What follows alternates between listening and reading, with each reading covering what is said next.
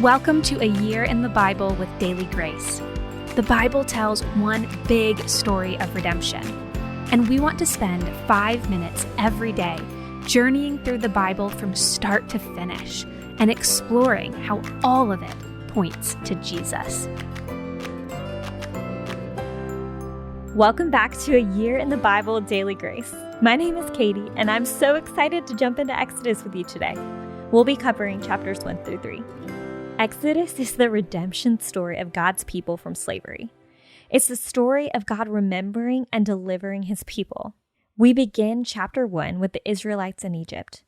After Joseph died, they continued to multiply and become fruitful under God's blessing.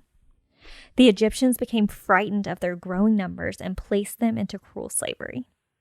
The king, or Pharaoh, even put out an order to throw all Israeli sons in the Nile to die. Enter Moses. His mom was super clever and floated him down the Nile right into the hands of Pharaoh's daughter. She took pity on the crying baby and rescued Moses. He grew up as a member of Pharaoh's household. That's right, a Hebrew boy, a member of Pharaoh's family. Only God. But he didn't last long in the royal family. Years later, Moses observed an Egyptian beating up one of his Hebrew brothers, and he was enraged. He killed the Egyptian. Pharaoh heard word and kicked Moses out of the royal household. Moses fled for his life. He found safety with the priest of Midian and eventually married one of his daughters. All the while, God's people were still in slavery. But God heard their cries. He sympathized with them and began to work out a miraculous escape plan. And Moses was his chosen leader. Moses, now a shepherd for his father-in-law, encounters God in the form of a burning bush. God called Moses by name. Moses, Moses. And Moses responded with, "Here I am." This is the posture of heart that reveals just why God chose Moses to lead his people. Moses was commissioned for the adventure of a lifetime. He would be God's mouthpiece to Pharaoh, asking him to free the Hebrews from slavery and allow them out of Egypt. Moses, like many of us would, ask God, "Why me?" And instead of answering this question, God promises Moses that he would be his strength and would go with him. God even reveals his covenant name, I Am. This name would be God's sign to the people that God did in fact hear their cries for rescue. At the end of chapter 3, God gives Moses a preview of what's to come. He says that Pharaoh will not let them go easily. He tells Moses that the mighty hand of God will strike the Egyptians, and only then will they gain freedom. He promises, though, that by the end, the Israelites will be victorious and will go to a good and fruitful land, overflowing with milk and honey, a land that God prepared for them.